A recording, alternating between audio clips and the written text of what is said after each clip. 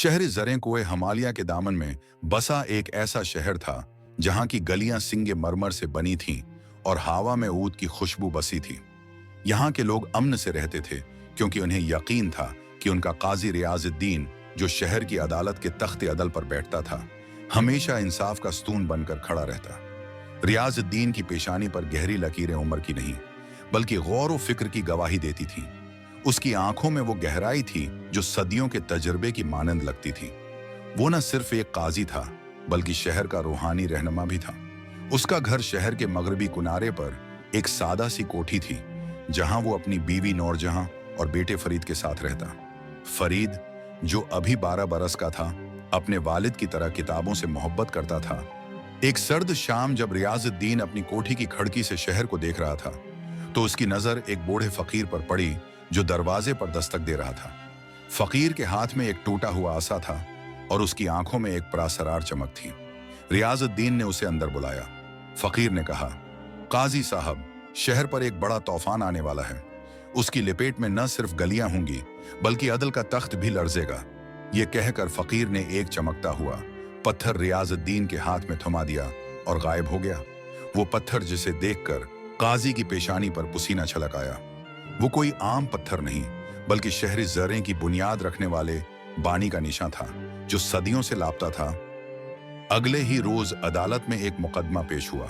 शहर के अमीर तरीन ताजिर मिर्जा निजामुद्दीन के बेटे शहरयार पर एक गरीब किसान अब्दुल की बेटी जलीखा को अगवा करने का इल्जाम था। मिर्जा ने शहर की गलियों में छिपे हर गवाह को खामोश करा दिया था। अदालत का हाल भर गया। अमीरों की कीमती पोशाकों से लेकर गरीबों के फट्टे कपड़ों तक सबकी नजरें तख्ते अदल पर टुकी थीं। रियाजुद्दीन ने मुकदमा सुनना शुरू किया। अब्दुल, जो कांपते हाथों से अदालत के सामने खड़ा था, ने बताया कि शहरयार ने जलीखा को जबरन अपने घर ले जाकर उससे शादी का दबाव डाला। मिर्जा के वकील ने तंज के साथ कहा, अब्दुल के पास कोई सबूत नहीं सिवाय उसके कि वो अपनी गुर्बत से तंग आकर हमारे खिलाफ साजिश कर रहा है। रियाजुद्दीन ने गहरी सांस ली।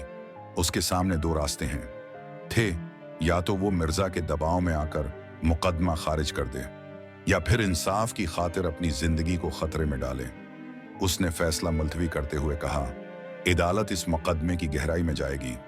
रात को जब रियाजुद्दीन अपनी कोठी में बैठा मुकदमे के कागजात पढ़ रहा था तो उसके दरवाजे पर एक खौफजदा औरत ने दस्तक दी। वो जलीखा की मां थी जिसके हाथ में एक खून आलूद कपड़ा था। उसने बताया कि जलीखा को मिर्जा के महल में कैद कर रखा गया है और उसने ये कपड़ा अपनी छुट्टी की खिड़की से फेंका था। कपड़े पर लिखा था, मुझे बचा लो। रियाजुद्दीन ने अपने बेटे फरीद को बुलाया और कहा, तुम्हें अपनी मां के साथ दूर किसी महफूज जगह जाना होगा। फरीद ने पूछा, अब्बा क्या हो रहा है? रियाजुद्दीन ने उसके सर पर हाथ रखा। इंसाफ का रास्ता कांटों भरा होता है बेटा। रियाजुद्दीन ने रातों रात मिर्जा के महल का चक्कर लगाया। उसे महल की पिछली दीवार पर जलीखा की तरफ से फेंके गए कागज के टुकड़े मिले जिन पर महल के अंदरूनी रास्तों का नक्शा था। अगले दिन अदालत में उसने मिर्जा को हैरत में डाल दिया जब उसने जलीखा को अदालत में पेश किया जिसके हाथ पांव जंजीरों से जकड़े थे। मिर्जा ने गुस्से में चीखते हुए कहा, तुम जानते हो मैं तुम्हारी कोठी को मिट्टी में मिला सकता हूं। मगर रियाजुद्दीन ने अपने तख्त से उठकर कहा, मिट्टी तो हर किसी की आखिरी मंजिल है मिर्जा, मगर तारीख हमेशा इंसाफ के साथ खड़ी होती है। फैसला सुनाया गया। शहरयार को कैद की सजा सुनाई। अदालत से उठते हुए मिर्जा ने कहा, तुम्हारी इंसाफ पसंदी तुम्हारे लिए वबाल बन जाएगी। अगली रात को काजी की कोठी को आग लगा दी गई। नूरजहां और फरीद को मोहल्ले वालों ने बचा लिया मगर कोठी राख का ढेर बन चुकी थी। काजी ने आग की लपेट में अपनी तमाम किताबें, नोटिस और वो पुराना पत्थर खो दिया जो फकीर ने दिया था। उसने आसमान की तरफ देखा। न रोने की आवाज न शिकायत, सिर्फ खामोशी थी। कादी ने अगले दिन अदालत में दाखिल होते हुए कहा, आज का दिन सिर्फ एक मुकदमे के लिए मुख्तस है। उसने मिर्जा निजामुद्दीन को अदालत में तलब किया और कहा, तुमने न सिर्फ जलीखा को नुकसान पहुंचाया बल्कि शहर के अमन को भी तहस नहस किया। मिर्जा ने तंज किया, तुम्हारे पास कोई सबूत नहीं। काजी ने वो खून आलूद कपड़ा पेश किया जिस पर जलीखा ने मदद की इल्तजा की थी और महल के खादिमों की गवाहियां सुनाई। मिर्जा की आंखें फैल गईं जब उसे पता चला कि उसका एक खादिम, जिसे वो वफादार समझता था, ने सच्चाई को अदालत के सामने ला खड़ा किया था। फैसला सुनाया गया, मिर्जा निजामुद्दीन को शहर से जलावतन किया जाता है। मिर्जा के जाने के बाद शहर ज़रे में एक नई सुबह तुलुआ हुई। रियाजुद्दीन की कोठी की जगह शहर वालों ने मिलकर एक नई इमारत बनाई, जिसका नाम रखा गया आदल की कोठी फरीद, जो अब जवान हो चुका था, अपने वालिद की तरह इंसाफ की राह पर चल निकला।